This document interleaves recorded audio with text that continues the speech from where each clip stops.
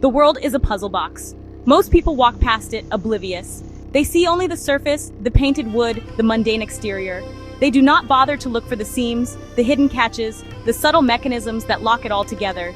The detective, however, sees something else entirely. He sees a question waiting to be asked. He sees a challenge. His entire existence is defined by this insatiable need to know, to understand, to pry open the lid and expose the intricate workings within.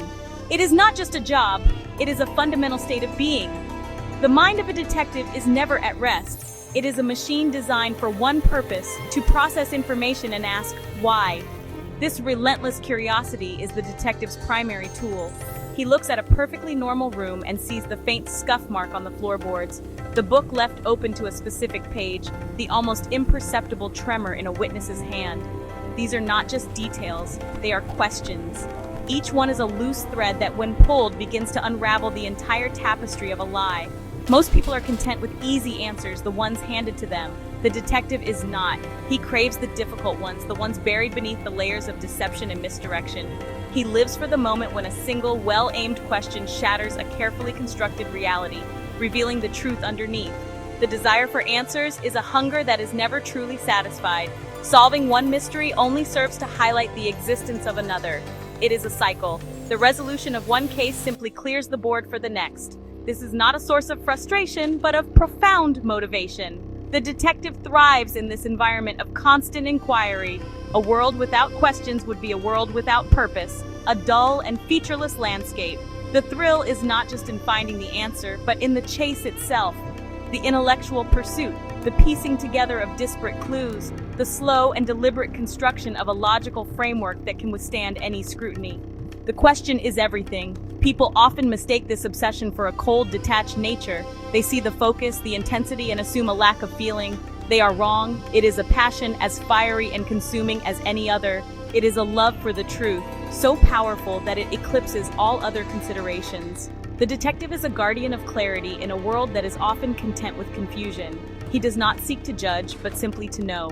Every question asked is a step away from ignorance and a step closer to the fundamental order of things. The world is full of noise, but the detective listens for the melody, the underlying pattern that makes sense of the chaos. Doubt is not a weakness, it is a weapon. In the hands of the untrained, it is a source of paralysis and fear. They are frozen by uncertainty, unable to move forward. But for the detective, doubt is the fuel that powers the engine of his investigation. It is the starting pistol that begins the race. To accept something at face value is to admit defeat before the game has even begun. Every statement, every piece of evidence, every alibi must be subjected to the rigorous test of doubt. Is it what it appears to be? Who benefits from this version of events? What is being concealed? Doubt is the force that propels the search for truth forward. Without doubt, there is no investigation. There is only acceptance. Imagine a crime scene where the first explanation is simply believed. The case would be closed, the truth would remain buried, and the injustice would stand. Doubt is the refusal to accept the easy answer. It is the conscious decision to look deeper, to challenge assumptions, and to question authority. It provides the necessary energy to sift through mountains of irrelevant data, to re-examine facts, and to pursue leads that others have dismissed as dead ends. It is the voice in the back of the mind that whispers, there is more to the story. A detective must listen to that voice above all others. This constant state of questioning is a powerful motivator. It transforms a passive observer into an active participant in the discovery of truth. Doubt is what keeps the detective awake at night, replaying conversations, re-evaluating timelines, and searching for the one inconsistency that will break the case wide open. It is a form of intellectual restlessness, a refusal to be satisfied until every piece of the puzzle fits perfectly. This is not a comfortable state of being, it is demanding and often isolating, but it is absolutely essential. Doubt is the friction that creates the spark of insight, illuminating the path forward when all seems dark and confusing. Therefore, the detective embraces doubt as an indispensable ally. He cultivates it, nurtures it, and directs it with precision. He turns his doubt upon every fact, every witness, and even his own conclusions. This is the only way to ensure that the final answer is not just a plausible theory, but the verifiable truth.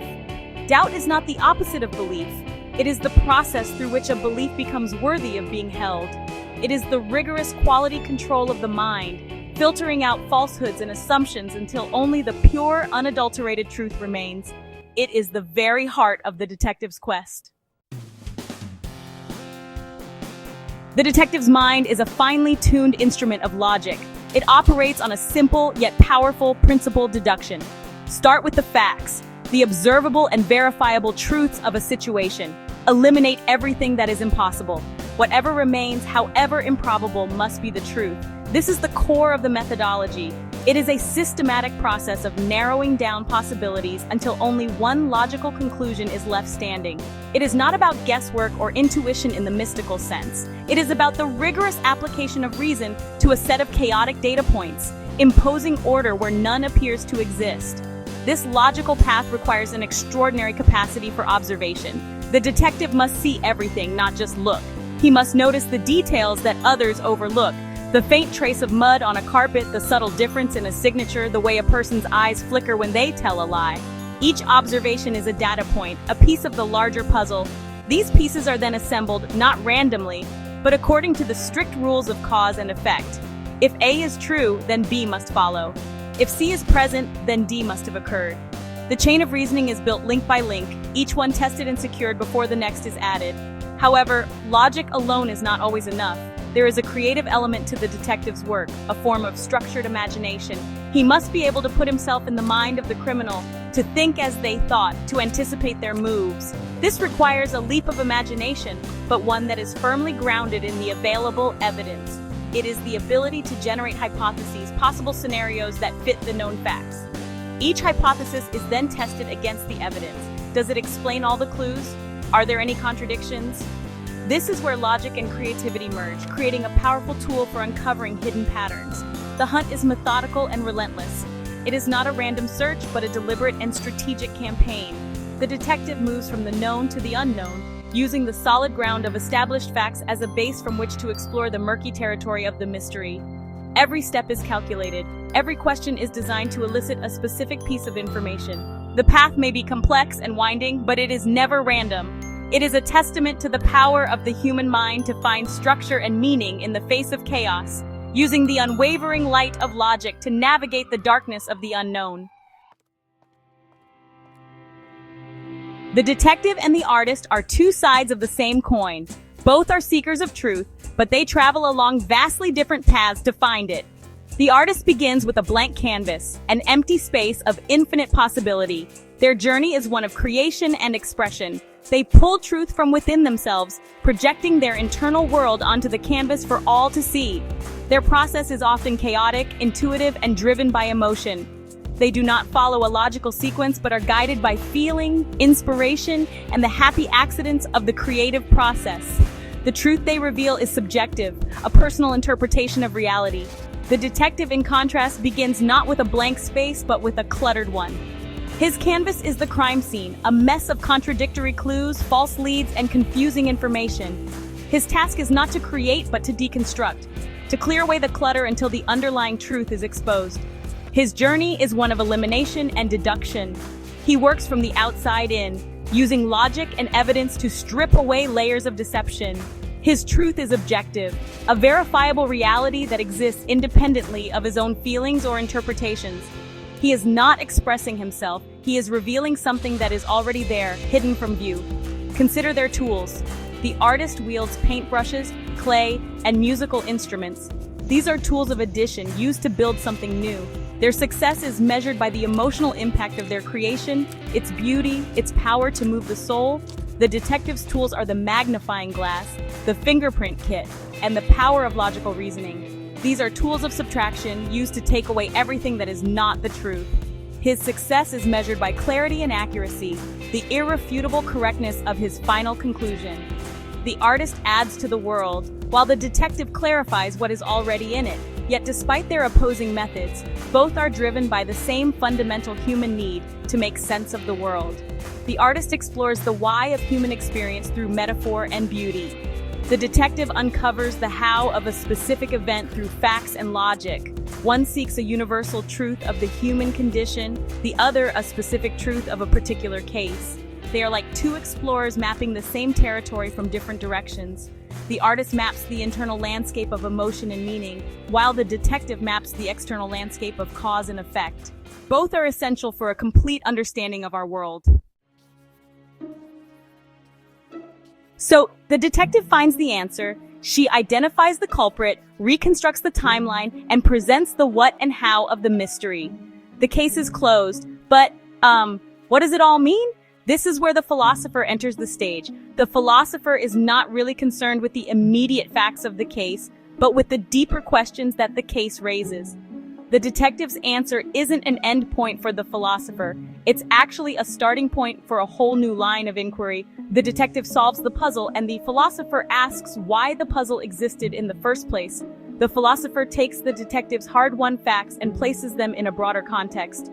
The detective proves who committed the crime. The philosopher asks, what is justice? What drives a person to such an act? What does this event reveal about the nature of our society? He is the one who helps process the implications of the truth that's been uncovered. He transforms the answer to a specific question into a stepping stone toward understanding more universal principles. The detective's work provides the raw material for the philosopher's contemplation, turning a singular event into a lesson about humanity itself. This relationship is, well, symbiotic. The detective needs the philosopher to give his findings a lasting significance, to, elevate them beyond a simple police report. Without the philosopher, the detective's work can feel like a repetitive cycle of solving problems without ever really learning from them. The philosopher provides the meaning that makes the relentless pursuit of facts worthwhile. He ensures that the inquiry doesn't just stop when the case is closed, but continues to evolve, pushing the boundaries of understanding further and further. He keeps the spirit of the question alive, even after an answer has been found. In a sense, the detective and the philosopher represent two essential functions of the human mind. The detective is the practical, problem-solving aspect focused on the immediate and the tangible. The philosopher is the reflective, abstract aspect focused on the timeless and the universal. The detective asks, what happened here? The philosopher asks, why do things like this happen at all?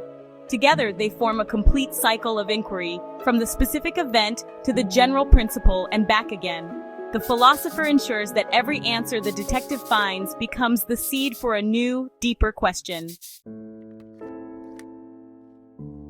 Doubt is the detective's most powerful tool, but it is also his most dangerous one. It's honestly a double-edged sword that must be wielded with immense skill and control.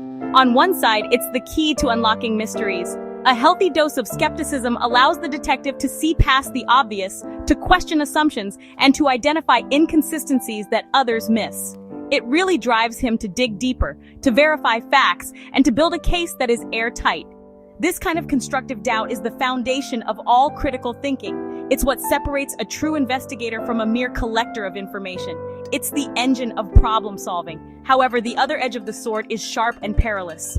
Uncontrolled doubt can quickly curdle into paranoia and cynicism. If the detective isn't careful, his constant suspicion can begin to poison his view of the world. He might start to see deception everywhere, even where none exists.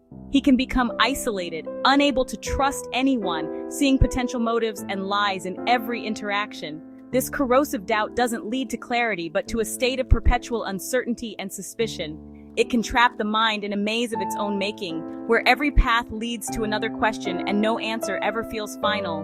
The challenge for the detective is to maintain a delicate balance. He must know when to employ doubt and when to accept a conclusion. He needs to be able to doubt a statement without necessarily doubting the person who made it.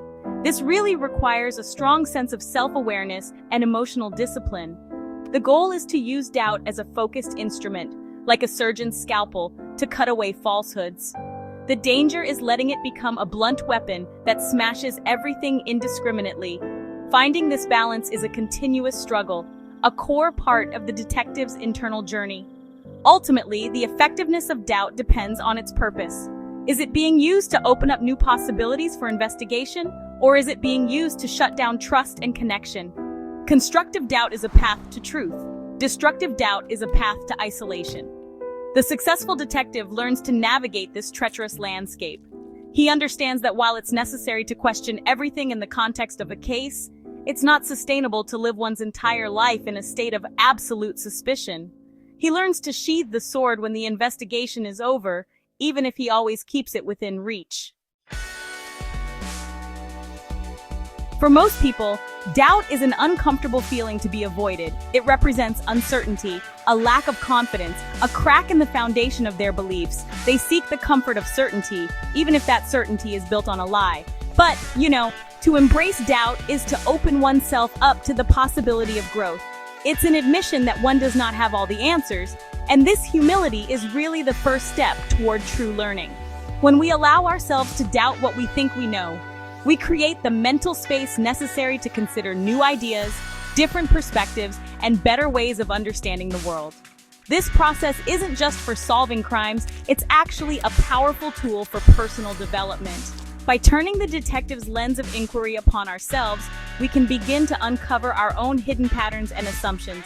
Why do I believe this? Is this belief based on evidence, or is it something I accepted without question? What if my perspective is incomplete? Asking these questions isn't a sign of weakness, but of intellectual courage. It's the willingness to challenge one's own internal narratives and to seek a truth that is more authentic and well-founded. This is how we grow beyond our initial programming. Embracing doubt allows us to become more flexible and adaptable thinkers. A mind that is closed to doubt becomes rigid and brittle. It just can't cope with new information that contradicts its existing beliefs. It either rejects the new information or shatters completely. A mind that is comfortable with doubt, however, is resilient. It can absorb new facts, adjust its understanding, and evolve. It sees a challenge to its beliefs not as a threat, but as an opportunity to refine and strengthen its position. This is the path to genuine wisdom, not the mere accumulation of facts. Therefore, we really shouldn't fear doubt. We should welcome it as a guide on our journey of exploration. It's the force that pushes us out of our comfort zones and into new territories of knowledge and self-awareness. It encourages us to be lifelong learners, constantly questioning, exploring, and refining our understanding of ourselves and the world around us. By treating our own lives as a fascinating mystery to be investigated, we can use the power of doubt to move from a state of passive acceptance to one of active, conscious discovery. It's the key to unlocking our own potential.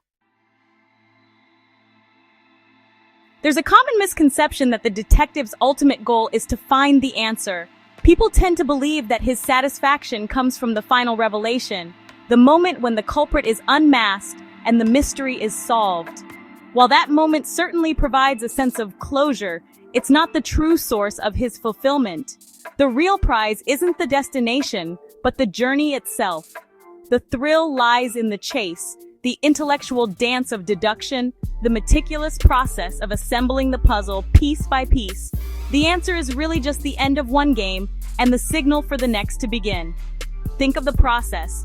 It starts with chaos, a jumble of conflicting accounts, meaningless clues, and a central question that seems impossible to answer.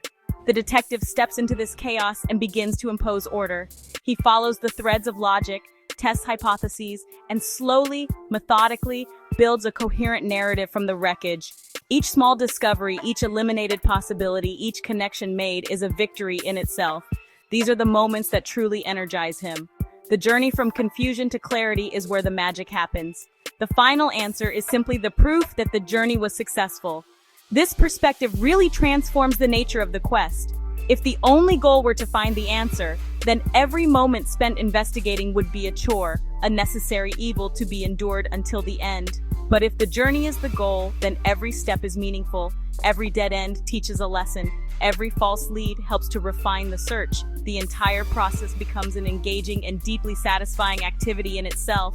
The detective doesn't work to get to the end. He works because he loves the work. He finds joy in the mental exercise, the challenge, the very act of thinking. This is honestly a profound lesson for life. So many people are focused on achieving a future goal, a promotion, a relationship, a certain amount of wealth, that they forget to live in the present. They treat their lives as a series of obstacles to be overcome on the way to some final happiness. But the detective's mindset shows us another way. It teaches us to find meaning and satisfaction in the process of seeking, exploring, and learning. The truth isn't a single point at the end of the road. It's found in the texture of the road itself, in every step taken along the way. In the end, the quest for answers is the very thing that gives life its meaning. The universe doesn't hand us a neat little book with all the solutions written down. It presents us with an endless series of mysteries, large and small. The joy of being human is not in knowing everything, but in having the capacity to ask questions and to search for the answers. The detective archetype really embodies this fundamental drive. He shows us that the pursuit of truth is one of the noblest and most exciting adventures we can undertake. It's a journey that never truly ends because every answer we find only opens the door to a dozen new questions. The search itself is a creative act. As we seek to understand the world, we're also creating our own understanding of it. We're building our own mental models, our own philosophies, our own maps of reality. The truth we find is not just an external fact, it's also a reflection of our own journey, our own effort, our own unique perspective. The detective doesn't simply find the truth, he constructs it out of the raw materials of evidence and logic. In the same way, we all construct our own truths through the process of living, questioning, and exploring. We really have to learn to embrace the uncertainty of this search. A life without doubt would be a life without growth. A world without mystery would be a world without wonder. The detective teaches us that it's okay not to have all the answers. In fact, it's better. The state of not knowing is what motivates us to learn, to discover, and to become more than we are. The real meaning is found in the tension between the known and the unknown, in the continuous effort to push the boundaries of our understanding just a little bit further. Therefore, the ultimate truth is this: the search is everything. It's in the relentless asking of questions, the courageous embrace of doubt, and the logical and creative effort to find a path through the confusion. The answers we find along the way are like campsites on a long expedition. They provide rest and a new perspective, but they're not the final destination. The true destination is the journey itself. The meaning of our lives is not found in a final static truth, but in the dynamic, ongoing, and endlessly fascinating process of seeking it. The game is and always will be afoot.